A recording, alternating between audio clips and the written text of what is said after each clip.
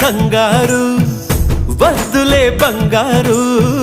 నిప్పులాంటి ఆశయాన్ని అంటదు ఏ కీడు మనసులో కన్నీరు తలచిన తనవారు కరిగిపోయే రగిలిపోయే తోడు నీకున్నాడు సాయమంటే ఆయువిచ్చే వాయుపుత్రుడు వీడు ఉండే గుడిలో నిన్ను కాచే కండగల మునగాడు మాటిస్తే తప్పని వాడు నిన్ను మనవాడనుకున్నాడు నీ కల నెరవేర్చే కర్తవ్యంగా ముందడుగేశాడు